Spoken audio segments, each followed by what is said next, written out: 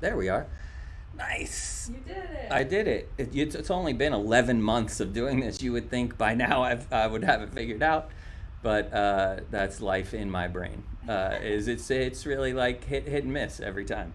I'm still the person who, and Rachel can vouch for this, who I've reached this stage that like I leave the house, even in the winter, I leave the house and about maybe 20 minutes after I've left the house, I have to look down to see if I put my pants on because I just can't remember if I've done it.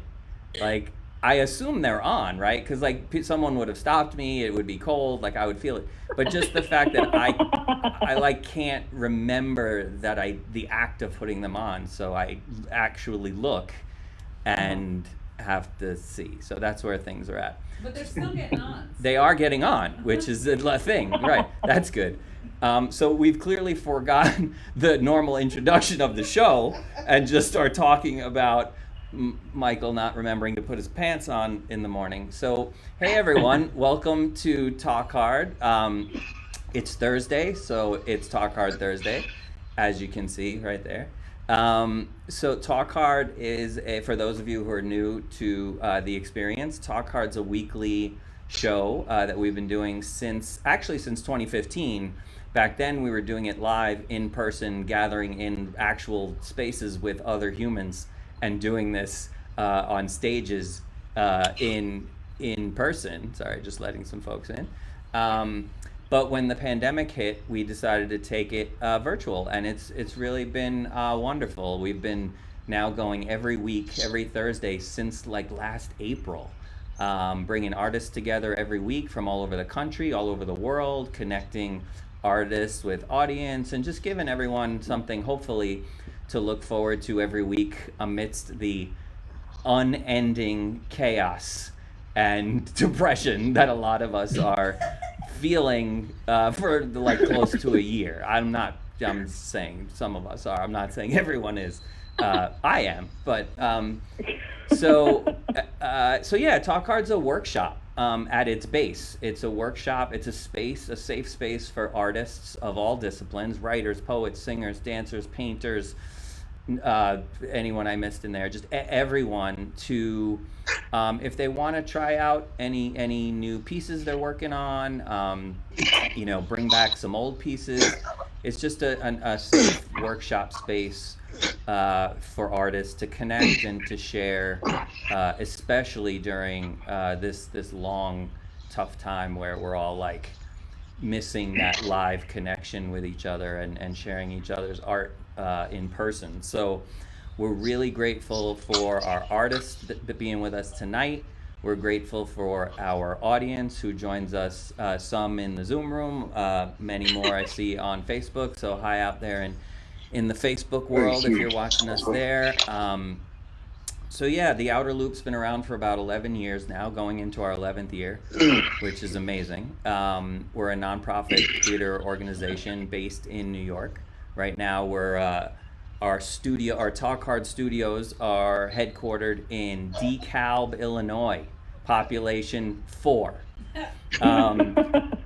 So tonight we're coming to you from DeKalb, from Kansas City, from Los Angeles, from Chicago, and from Colony, New York. So we're in true Talk Hard fashion. We're coming at you from all over the country. So really great show tonight. We have some Talk Hard regulars, we have some Talk Hard not so regulars, and we have some fresh faces to Talk Hard. So it's a really, really great show, and I'm super excited to show everyone in our audience tonight some new talent and just for us to connect. It's been another tough week, I know, for me and for a lot of folks. Just feeling like we've just been stuck inside for way too long, and I'm looking forward to getting outside at some point and seeing another human being besides Rachel. I mean, it's nice to see Rachel walking back and forth behind me all day, but like it would be nice to see someone else. Not enough for you? Oh, that's not what I meant. um, but yeah, no, it's super cool to do this, and we're really grateful that everyone has supported us throughout the whole awful year of 2020 and the beginning of the awful year of 2021, and it's this one night a week that it doesn't feel so awful because we have super cool artists and humans that join us to share what they do and what they do really well.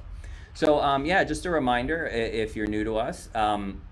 We take donations throughout the show and after at our Venmo, which is Talk Hard right there. And all of our donations, 100% of them get split up at the end of the night and given right to all of our artists who participate in that night's show to help with whatever, rent, groceries, gas. We've heard from a lot of them throughout the pandemic that it's been incredibly helpful, and they're super grateful for all the support that we have from our very loyal audience that gives every week. So anything helps. $1, $5, $100, $500. I mean, if you're going to donate $500, let's have a phone call on the side because we'll talk about that separately. We'll see where that should go. No, I'm kidding. Like that would also go to everybody. So yeah, you can donate throughout the show, and I'll remind you throughout the show. And again, welcome to everyone here in the Zoom room and to the crowd on Facebook. So thank you so much. And with that, we're going to get started. And this is really cool because our first artist, who's a hilarious human, and is coming into us from Kansas City, was on Talk Hard when we first got it going back when the pandemic first hit. And we had such a great time, and we love her so much. So it's super cool to have her back after a long hiatus, you might say. And here she is coming in from Kansas City, Emily Lenza. Hey, welcome. Yay! Welcome Hello, back. friend. Thank you. I'm so excited to be here. I'm so excited to be doing comedy again because it's been a while since I've done that. If this is rough, I'm sorry. But I'm excited to be here. It's a really exciting time to be in Kansas City. The Chiefs are going to the Super Bowl, which I forgot about until I was told that last week that we're going to the Super Bowl. So, I'm sure it's exciting for the other people in Kansas City. Last year, we did it once. It's fine. We won. I'm good. I saw it happen in my lifetime. But I'm also excited that it's almost Valentine's Day. I know a lot of people have mixed feelings on this holiday, and I used to be really cynical about it. But this is my second Valentine's Day that I will have a significant other in 26 years. Yeah, thank you. This is the second time that that's happened. It's weird. And this is my first Valentine's Day with my current boyfriend. I'm really, really excited that I don't have to scour Tinder for Valentine's dates anymore. I'm getting really old. I'm really glad I don't have to scroll through a bunch of pictures of men holding fish that are not as big as they think it is. I'm really, really excited also to not be receiving messages from random strangers at 4 a.m. being like, hey, anal? ? Smiley face. A real message I received on Google. Yes, terrible, but yes. I don't miss that. At all. Now I have a boyfriend who does really nice things for me, and doesn't send me texts like that. Sends me normal texts like "Good morning, hope you have a good day," instead of "Hey, anal ? Smiley face." It's really You never did answer me, Em. What? Never did answer. Well, I'm answering you now. Right now. For now. Awkward. Nice. Sorry, Kai. We're too close. We're too close of friends. Sorry. So it's really nice because my current boyfriend sends me nice texts. He also does really nice things for me, buys me toenail clippers for Christmas. Really just a thoughtful gift. Really anticipates my needs. It's so fun. But I also do the same for him. I get to buy him nice little gifts and, you know, like a pizza cutter. So I don't have to sit in agony while he cuts each individual slice of a frozen pizza with a kitchen knife. It's really fun. I'm really glad I don't have to do that anymore. Except he still cuts each slice individually, just with the pizza cutter. So it takes about 30 seconds, which makes the difference between me being okay and me losing my sanity. So the 30 seconds, I'll take it. But we've both decided it's probably for the best that we just order delivery now because they come pre-sliced. So we don't have anybody going crazy over pizza. But I'm really excited to I'm kind of at the point with my boyfriend now where we don't really like have dates. We kind of just like hang out. And I'm really excited because that means I don't have to go on bad dates, you know, and like try to get to know a stranger, or worse, have a really bad date with someone that you know really well. That is significantly worse. I've had a lot of experience with both of those, which is horrible. I don't miss it. It's good. But I mean, if you can think of the worst date that you've been on, and multiply it by 10, that's the kind of date that I used to go on. It's like the Murphy's Law of dates. Anything that can go wrong will go wrong. So again, don't miss it. I think the worst one that I've ever been on happened 11 years ago, and when I was 15, and I'm 26 now, and I'm still not over it. It was that bad. So hold on to your hats, people. It's gonna get weird in here. So I was 15. I was young and naive and in love with this guy who was 18. And he was older. I thought he was so cool, and all of my friends thought it was super weird. And they were right. Spoiler alert. They were right. And I didn't trust that instinct, but now I do. So you know, he was like handsome. He was a singer. Like, you know, we were going on a date. We had been dating all summer. So we go on this date, and we were going to go see a movie, which is what we told my parents. And what we were actually going to do was make out in the back of his SUV. So we're in his car, we're sitting in the front seat, and like he has perfect hair and perfect teeth, and like I have, you know, pretty perfect teeth too.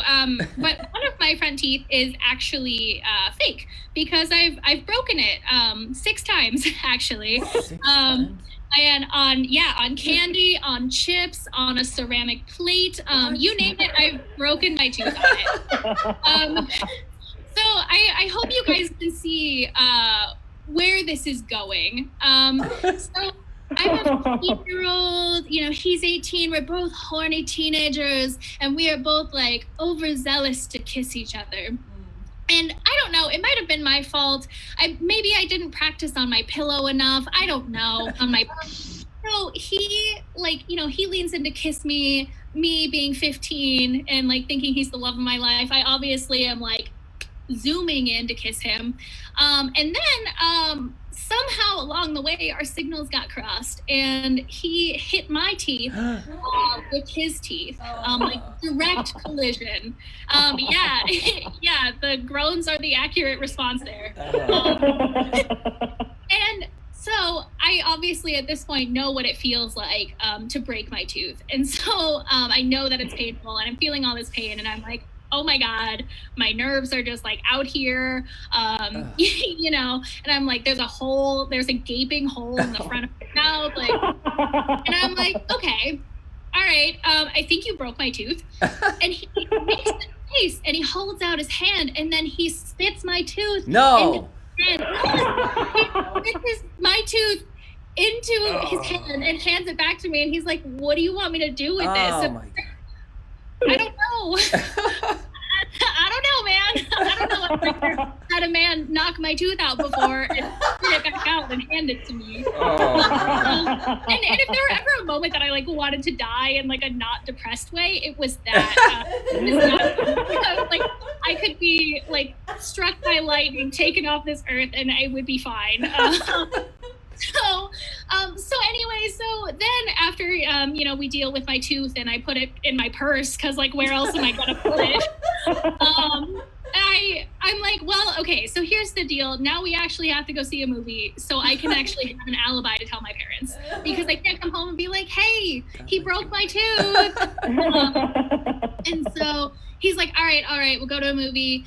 We looked at movie times. There was one, about an hour away. And we're like, okay, we can make that.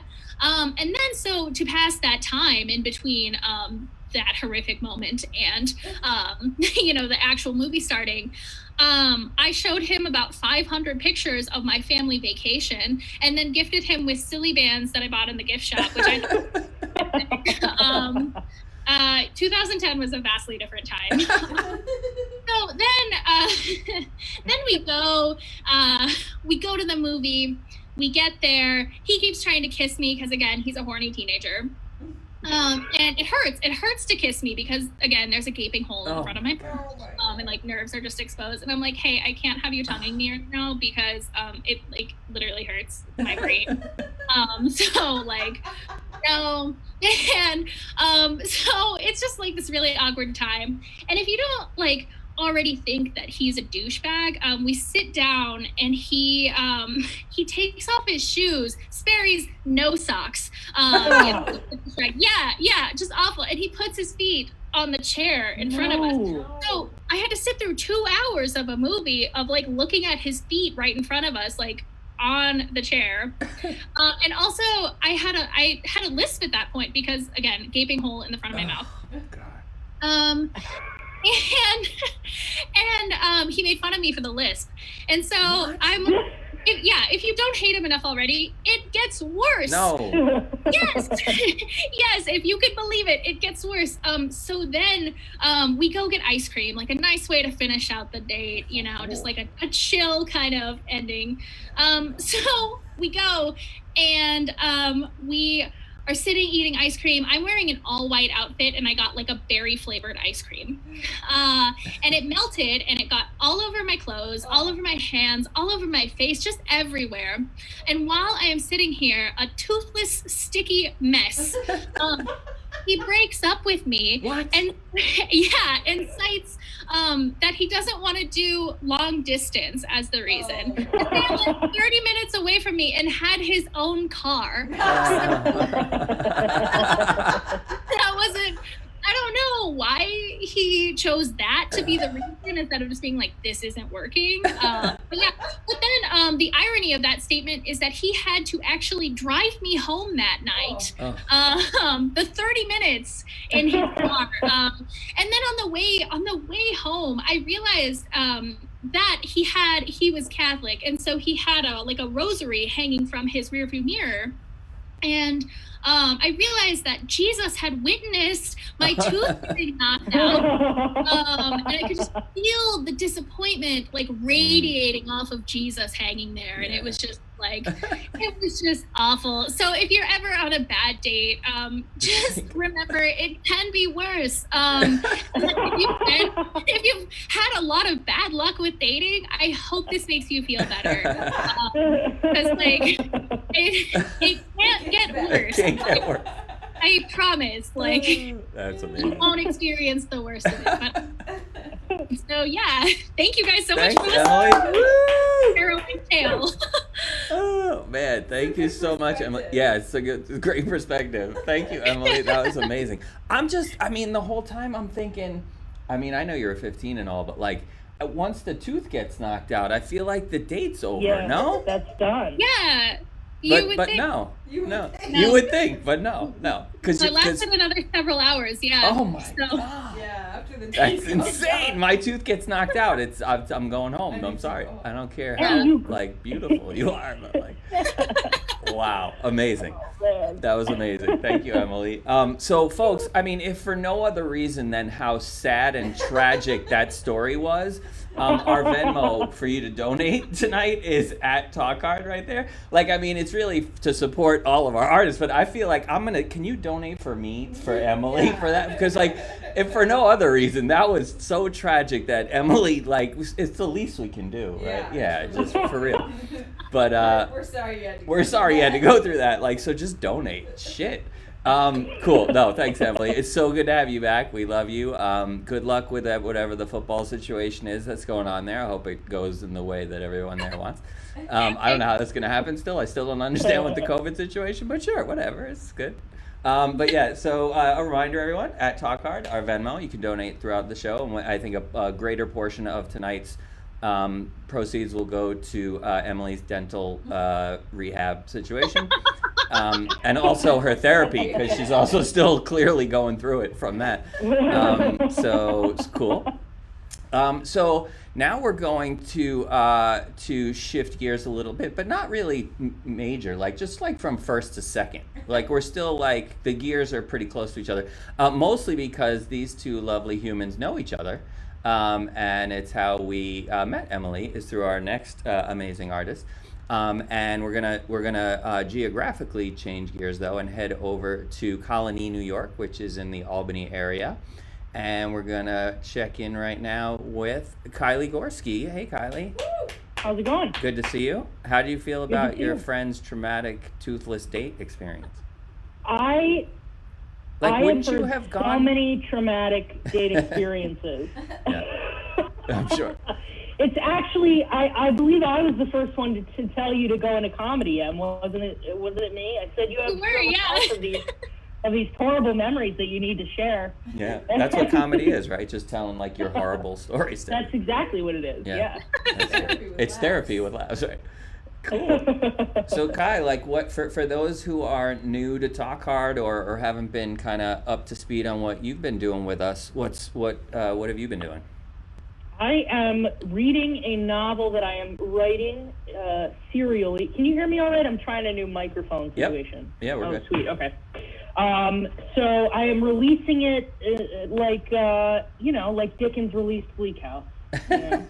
Just like that. Exactly. So I'll just go over. We're on to chapter 5. Nice. And I'll do like a little brief overview that you guys are sick of, but other people need. No, we're not sick of it.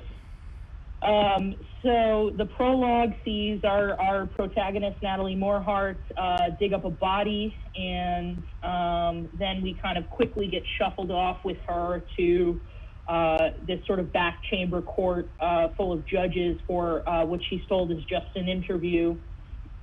And we flash back to meet her mother when she was a toddler, and we're learning about her family. She has 2 brothers and her parents and a whole host of animals.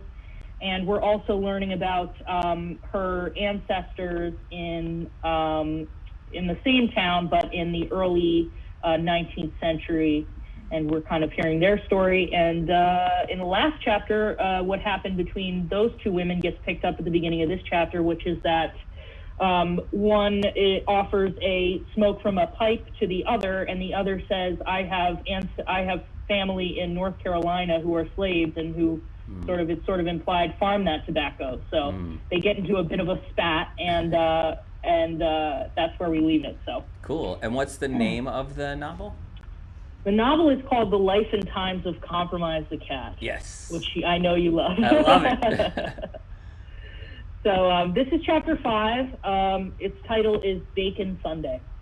Nice. Oh, I did want to say before this chapter, we've been on kind of a fun little, we went from like buddies to like fun family time, like maybe some dark humor. But this chapter does kind of jump back into some of the darker themes, so I want to warn everybody. I don't normally give away a piece of a plot before I read it, but I need to say this because I know I would want someone else to say it to me. There is a little bit of animal harm that occurs. Normally, I hate that in a story, so I like to warn people. Cool. But anyway, but bear with me. Here we go. Cool. Bacon Sunday. Slid under her chamber door the next morning, Char found a note scribbled on a used envelope. Forgive me, it read, for I will have to be the fuel, pinned to a stake before I smoke again, and we do not burn heretics in this land. No more with the bloody tobacco. Please accept my token as a symbol of my most deepest promise. It can be found where we often find our hearts. Votre sincèrement. Noel had left it unsigned. It had been their habit to sometimes speak in French, in homage to their first and fateful meeting when they had both wandered away and laid with the cows. Bonjour, Noel had said. Bonjour. Are you French too? Char had asked. The oui she received in response was said through a smug smile and vigorous nod. Char sighed and crumpled the note in her fist. She would have to find time away from her duties to seek out the token of which Noel spoke. It would be found at the altar in the woods, she knew. Adelaide had many a rule to avoid having the animals be the keepers of her home, for she worshipped at no altar as her ancestors, but in her home and in her heart. The first rule was simply to find advantage in the great outdoors. With just under 1,000 acres of homestead smack in the middle of the state, Addie was content to keep her animals, who could bear it, outside for much of each day and much of the year. They all napped with her and her children, but bedrooms were strictly off limits to all non-bipedal creatures during the night, though the addition of a rescued lovebird on Natalie's 13th birthday would have her reconsidering writing the rule book by foot count. Every able human participated in cleanup except for guests. Luke, now 17, had recently had the joy of teaching his 5-year-old sister how to clean the litter boxes and sweep out the hayloft, for example. His mother had to use spray cleaner to erase his name from the whiteboard of chores, which made her cry. Luke would be off to college soon. Addie kept the trimmings of animal care as she kept her gardening tools, neatly packed in labeled bins, which she stored in alphabetical order. Betsy, the pig's box, had hoof trimmers and a dinner fork, which she liked to have her back scratched with. Marty's box had soap and clean baby cloths, because hairless cats needed weekly washings, and so on. After a morning of maintenance, the bins slid back into their spots on the closet shelf. Addie began to cook their typical Sunday breakfast, fresh eggs and potatoes and meat. She hummed as she cooked. It's Bacon Sunday, Koosh. Her little shadow stared up at her. Aunt Eddie has to pick up some checks to bring to the bank, so she'll be joining us for breakfast. It was no surprise that at that very moment, Edith Schindewolf, Aunt Eddie, part owner of the French Hen's flower shop, burst through the door and graced all in the kitchen with her presence. It was not unlike her, so dramatic and bold, to enter on cue. Eddie didn't walk, she floated, like Glinda the Good Witch, drifting about, dropping vagaries and judgments. Hello, Morehearts, I'm here, she sang and spread her arms, expecting a pile of hugs, which she received hastily. She wore furs, sometimes even feathers, and never left the comfort of her bedroom vanity without at least mascara on. At this juncture, her hair was cut into a dark brown bob and had a stripe of purple running through it. Lucas, darling, she squeezed his nose. Addie sighed. His name was only Luke, just Luke, as it had always been, a fact that Eddie deliberately chose to ignore from the day it was written on the green certificate paper and signed. It should be Lucas, she had griped to a tired Addie who breastfed her newborn in the hospital bed. Luke is a nickname. Okay, Edith, Luke echoed his mother's same response from that day. Eddie smelled bacon and rejoiced. She headed toward the empty dining table, but stopped when she realized, dismayingly, that animals were being served before her. A whole line of them sat patiently, their butts facing her, a waterfall of Lhasa Apso hair, the red tail of Ham swaying, white and brown spots batting the air behind Tipsy. A piece for you, and for you, and you. Addie went down the line and cooed.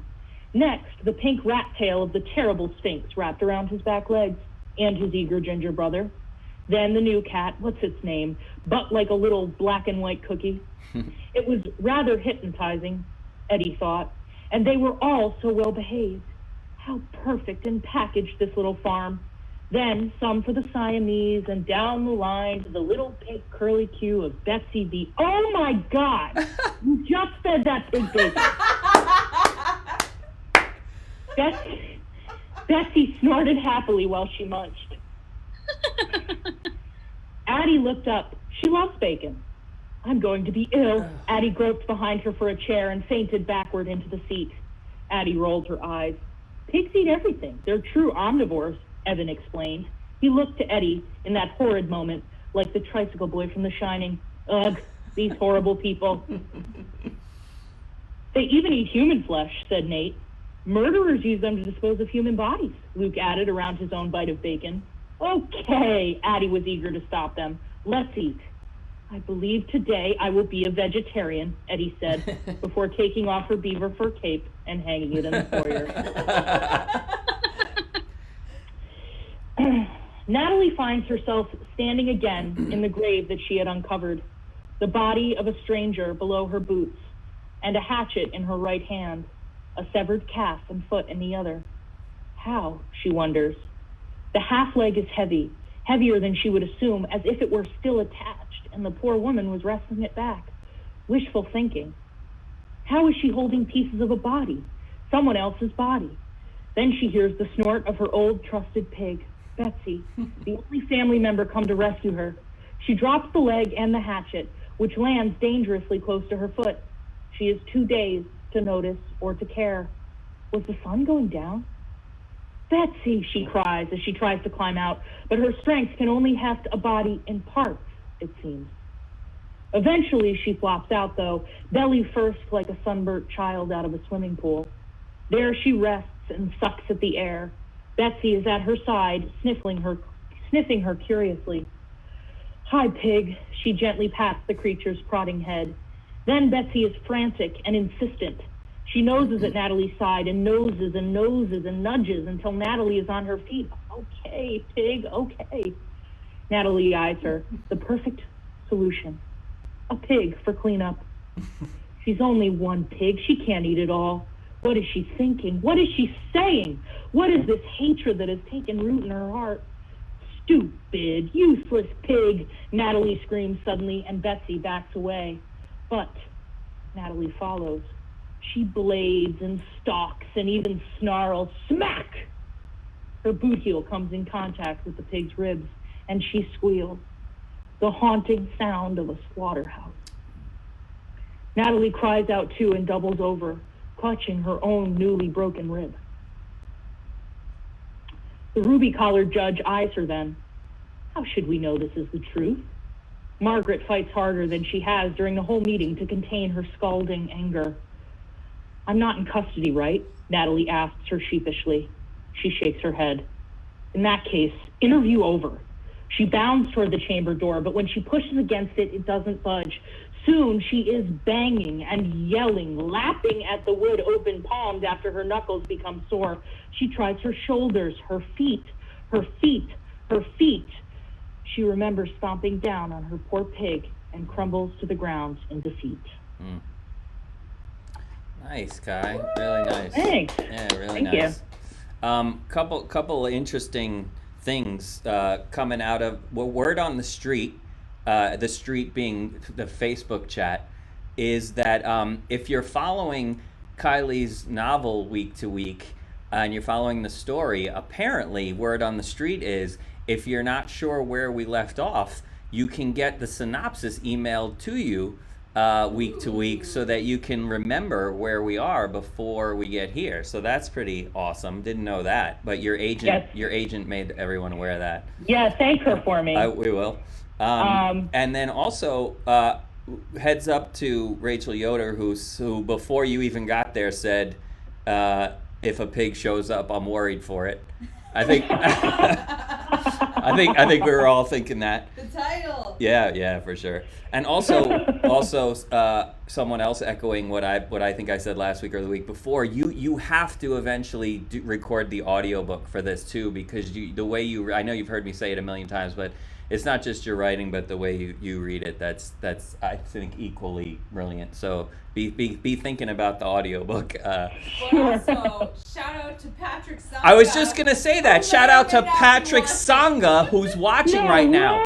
For those of you not aware of who Patrick Sanga is, Patrick Sanga is a friend of ours who lives in a very small remote village called Moloka in Tanzania, where we work in half the year when there's not a pandemic. where we work, and who Kylie has met Yes. in Tanzania. So Patrick Sanga, it says Patrick Sanga's watching, but Yeah, you know, it's 4:30 you, a.m. Which one of the Patrick Sangas? I know which is one of watching? the Patrick Sangas.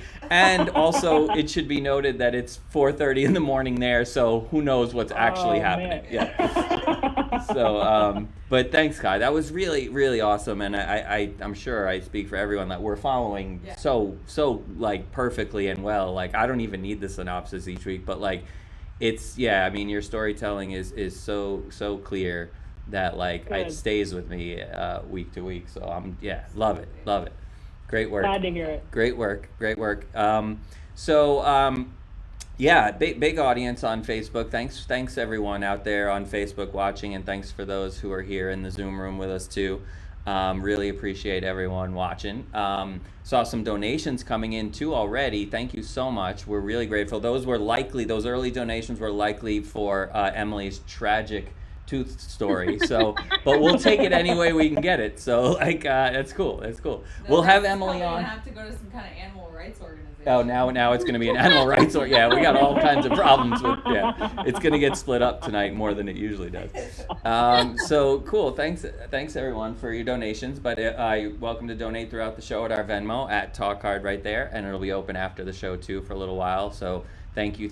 We're super grateful for all your support and donations, and we're going to now hop way over across the country to Los Angeles to those who are Talk Hard faithful will be very, very excited and happy, as we were, to have this special human back with us this week, because we've missed her for a week or two. She is always, it wouldn't be Talk Hard without the amazing Courtly Lavender, and there she is, and we're so grateful to have you back. We know you had some other stuff going on the last few weeks, and we're just super grateful to have you, as we always are, but especially for me, I know especially this week, because it's a rough one for me. So you always fill my hope tank back up, so we're really grateful to have you.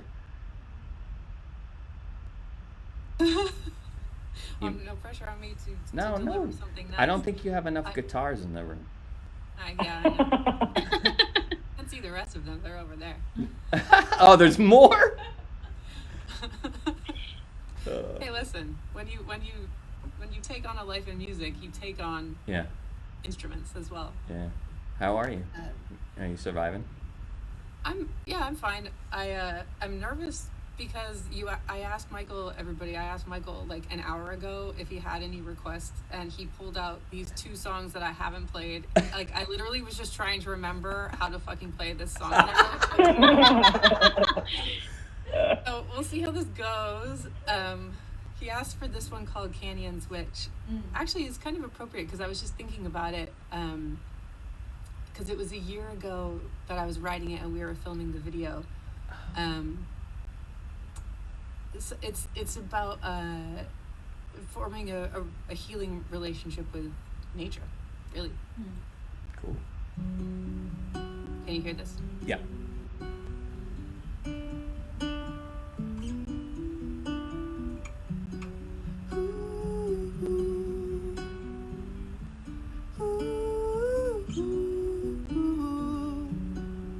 In the quiet of the trees, in the whisper of thin creek, I hear a symphony.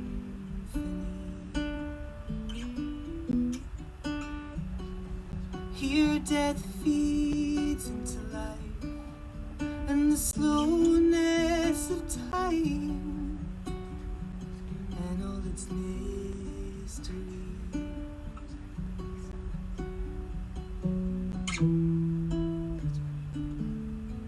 Free me, take this weight upon me.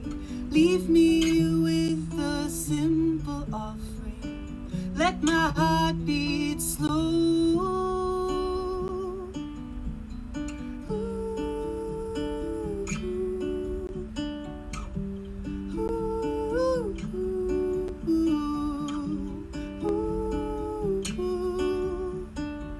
Let my heart beat slow.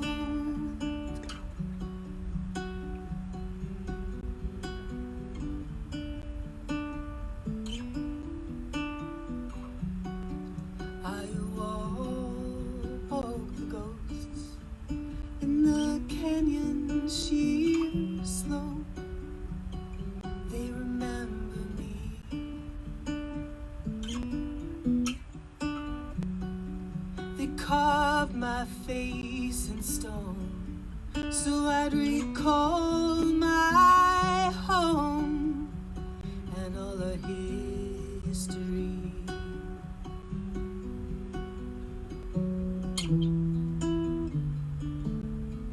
Free me, take this weight upon me, leave me with a simple offering, let my heart beat slow.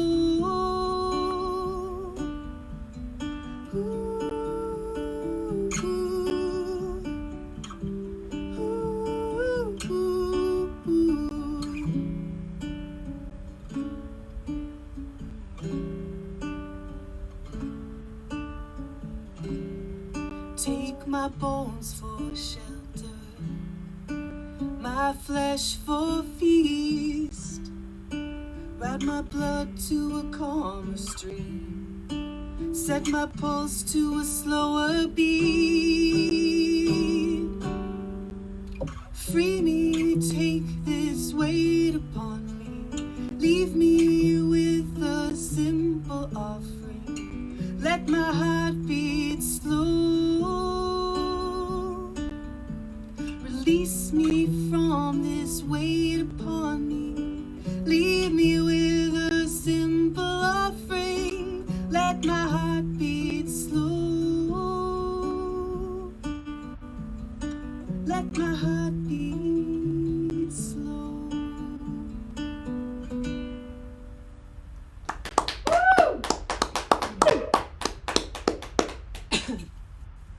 Some nice Facebook love for that. A lot of people commenting how beautiful that is. It was. That felt like the longest song in the universe as I was singing it. I hope it didn't feel like that to anybody else. No. I was actually thinking it was a really nice change of pace from my whole day. Oh, good. Yeah, it was really beautiful. I don't know the last time I played that song. That was one of the reasons I picked it. I was like, wow, I don't think I've heard this in like a year. Nice. Well, not that long. Well, I mean, whatever. I don't need to fact check your joke. It's my specialty. All right. He also asked for this song, which is pretty old and also really hard to sing. I wrote it when I had a singer in my band who could sing. All right. It's called Dust to Clear.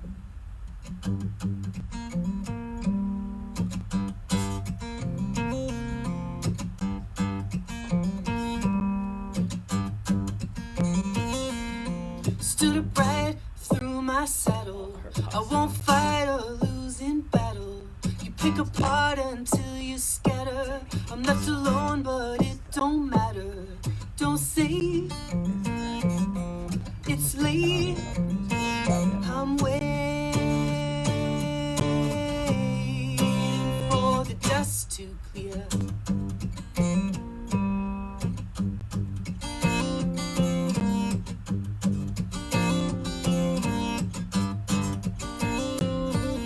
Found myself inside my bloodstream, a picture of decaying arteries. Which way to turn to exit gently? Am I to hear this heartbeat friendly? I can't stay. It's late. I'm waiting for the dust to clear.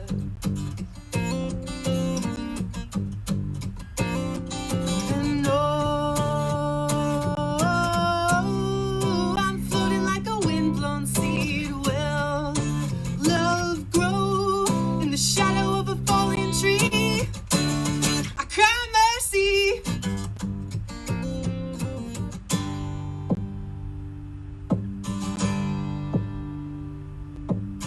These clouded banks all harbor sadness, sent ashore to let the rain pass, dancing out in the distance, pleading with the gods to end this. I must say, it's late. I'm waiting for the dust to clear.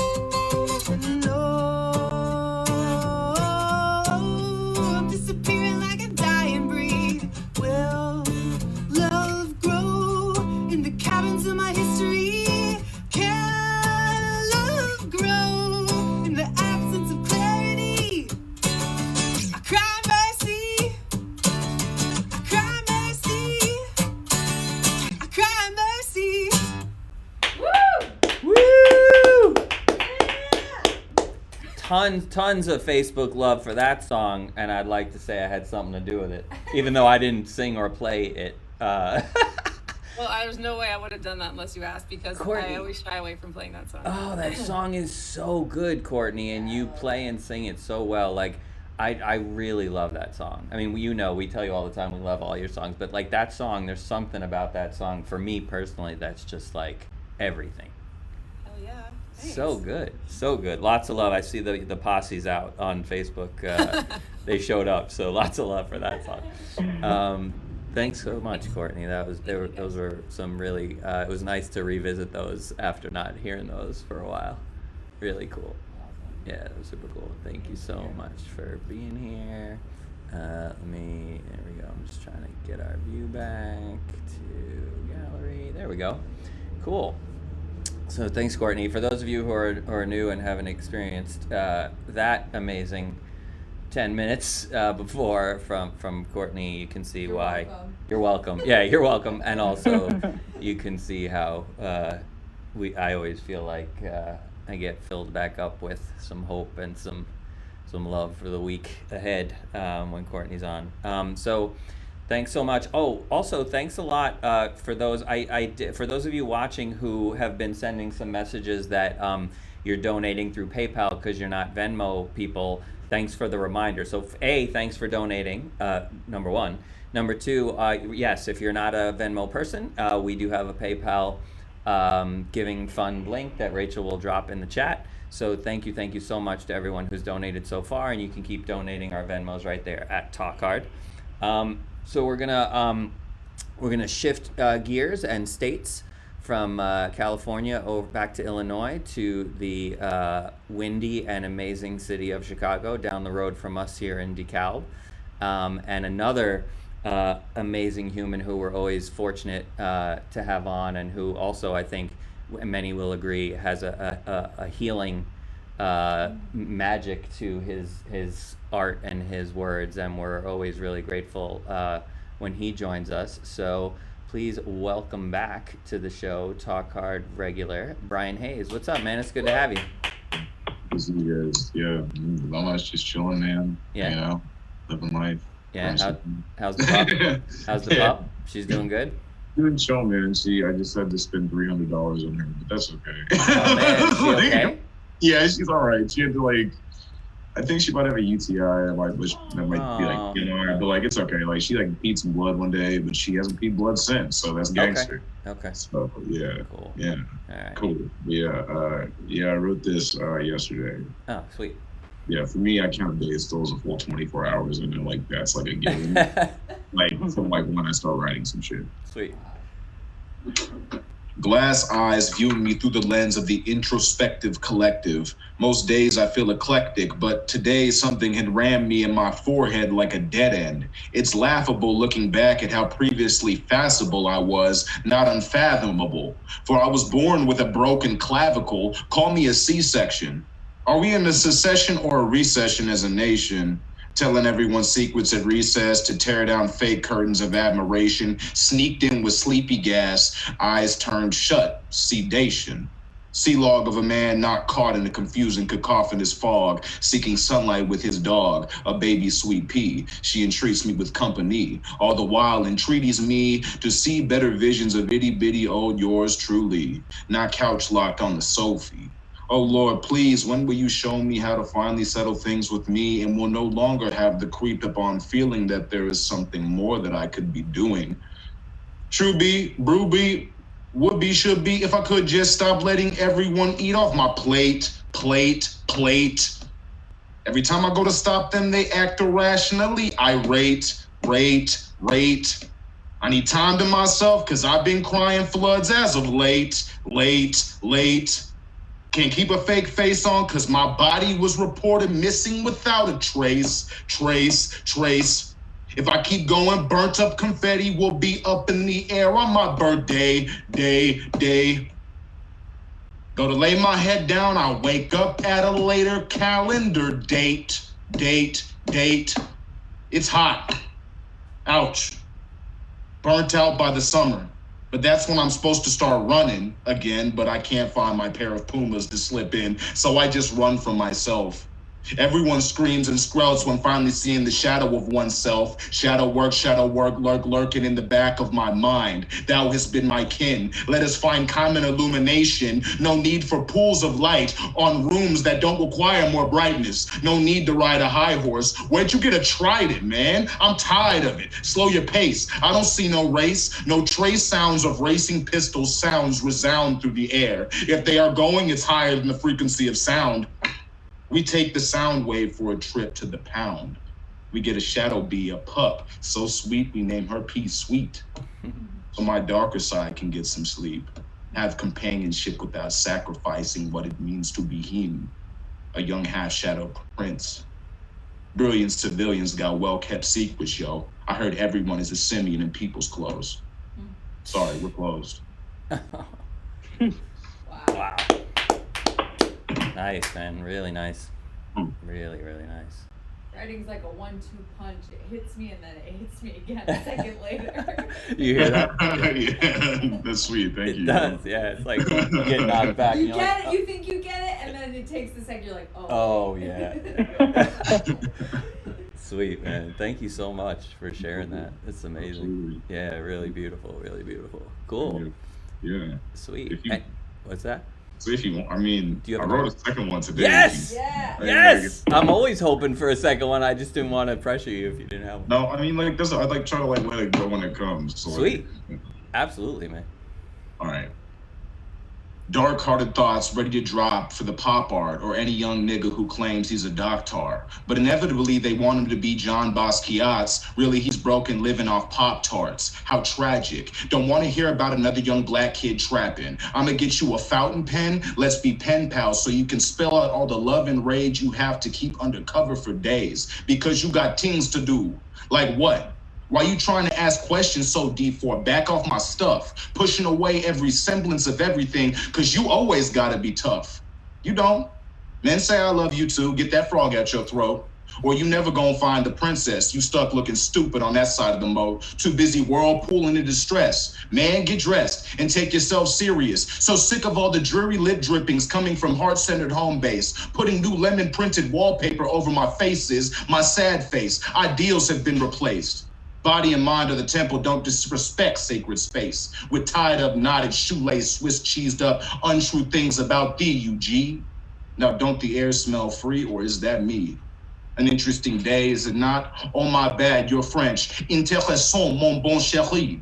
My name's B, but I'm failing to open my mouth because you're staring me dead in the eyes. You feel me? Nice. Nice. Woo. Nice, man. Really nice. Beautiful. Lots of Facebook love for Bryant in the Facebook comments. Lots of Facebook love for Courtney, for Kylie, for Emily. Man, we got the Facebook love is out tonight. Well deserved. Ready for love.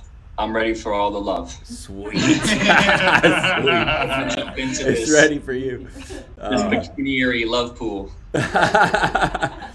Oh man, thanks so much, Bryant. That was really awesome. It's always, it's always great to have you. You're always we feel so lucky to have you when you're able to be here. So thanks so much.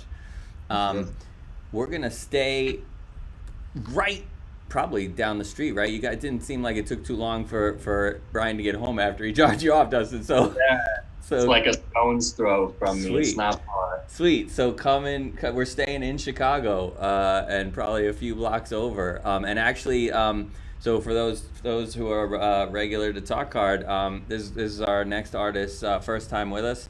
We're really psyched to have him. Bryant, who just performed, recommended that we check Dustin out. And if you have any ounce of understanding of what just happened in Bryant's slot, you know that we would have been foolish to say, what? Like, of course, any friend of Bryant's is a friend of ours. So, Dustin, Alright. man, this is Dustin Davenport. Welcome, man. We're super psyched to have you.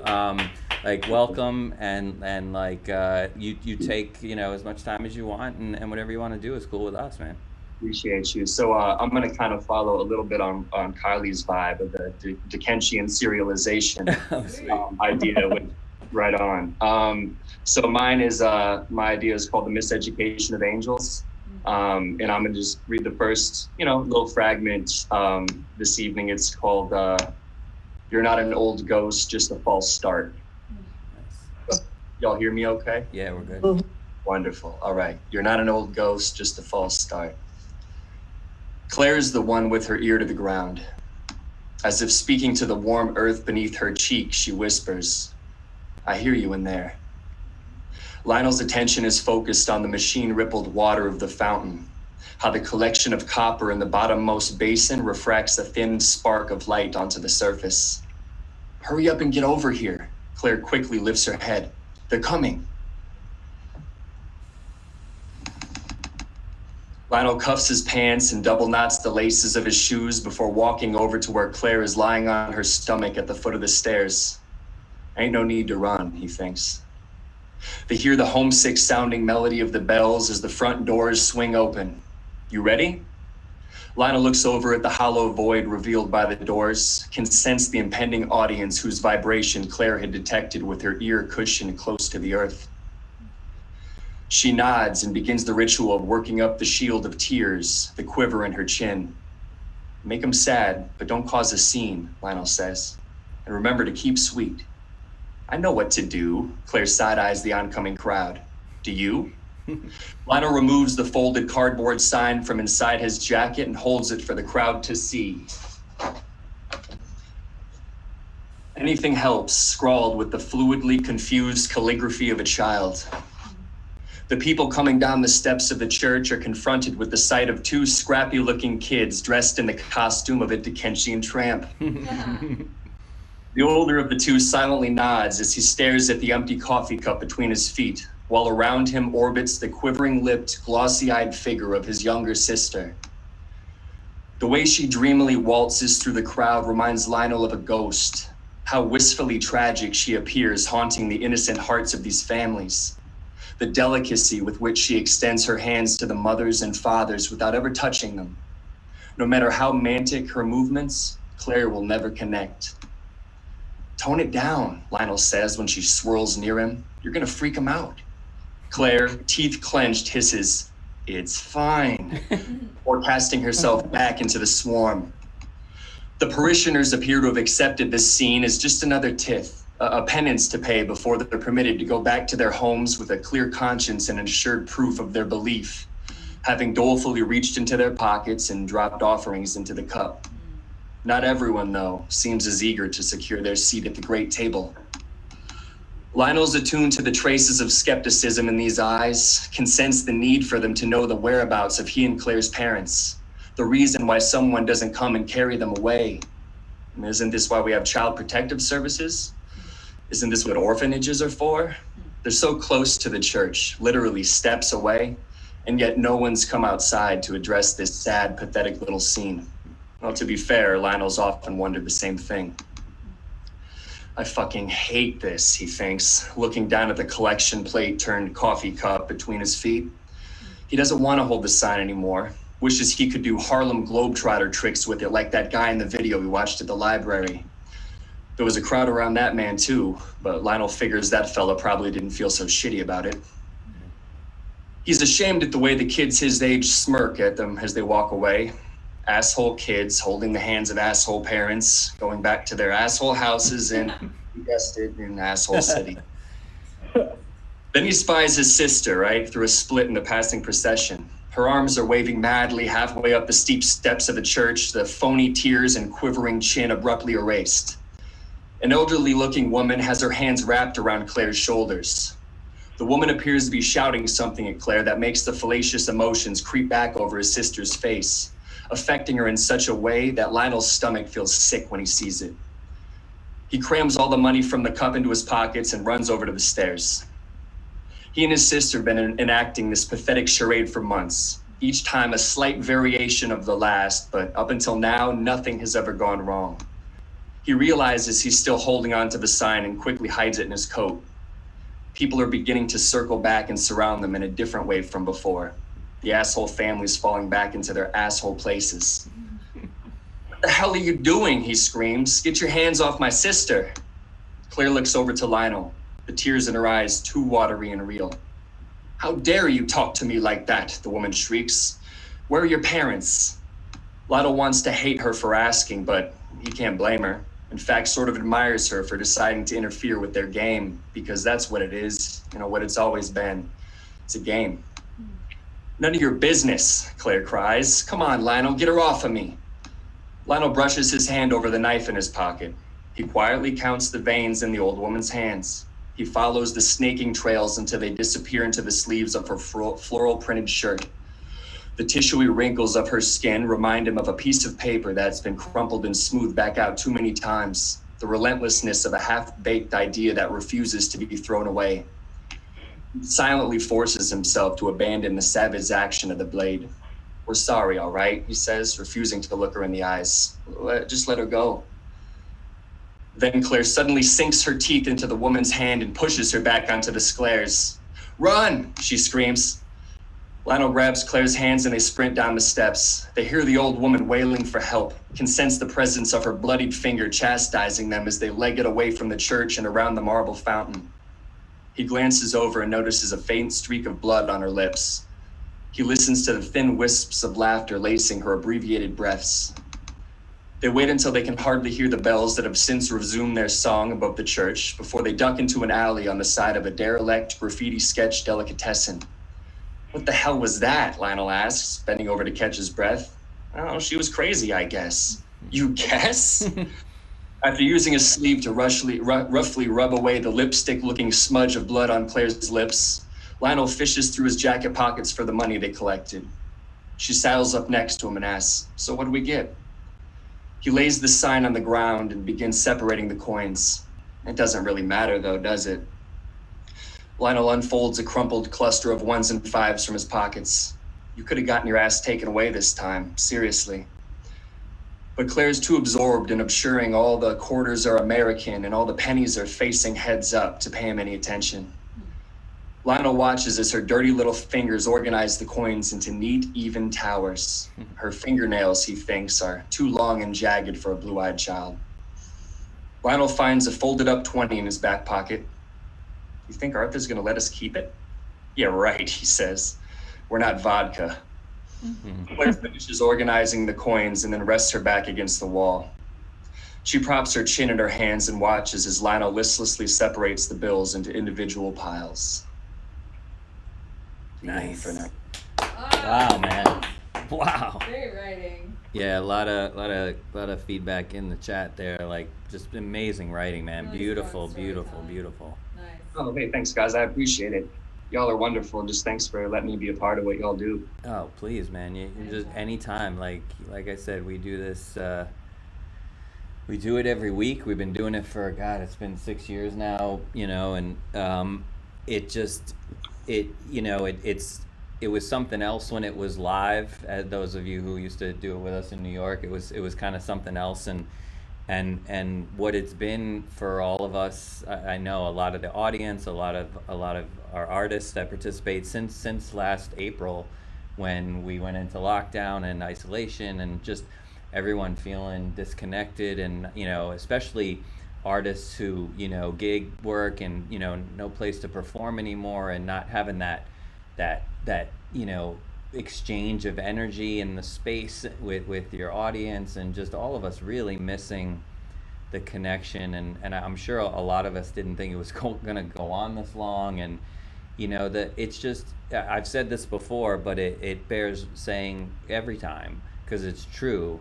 And I think tonight, especially for those who have watched Talk Hard for like the last year on virtually, like it definitely feels more relevant than ever. But like, this is everything what we're doing right now. Like the connection and the re-upping the hope that happens every week, and I just am so grateful for all of you for sharing your incredible gifts with us, with our audience, and I'm grateful for the audience who's still keeping it going on Facebook there with the donations and the chat. really grateful because this means a lot. It's, you know, when we started the company 11 years ago, you know, it's gone in so many different directions since then, but to be able to provide this space right now, we feel so lucky and fortunate to be able to provide this space for all of us to connect and share what we do, share it with each other, and share it with some folks who, you know, like, because I feel like for us it's cool, like, to perform and to do what we haven't been able to do, but we're noticing and we're hearing from the audiences too each week that, you know, people are missing it just as much, not being able to go and see, you know, live performance and share in that space. So it's really, it's doing a lot for everyone. And the few weeks here and there that we've had to take a week off to do other projects, whatever, we hear it, you know, we hear from people like, what? Like, no, we need Talk Art on Thursdays, you know, so it we know that it means as much for everyone who watches as it does for all of us. So I just want to make sure that everyone knows, that everyone tonight here knows that, you know, we're super grateful. We're just constantly like rocked by your talent, all of your individual talent. And I mean it when I say every week that you definitely fill my hope tank back up in these weeks, especially where I feel like I'm below E by Thursday mornings, like way below E.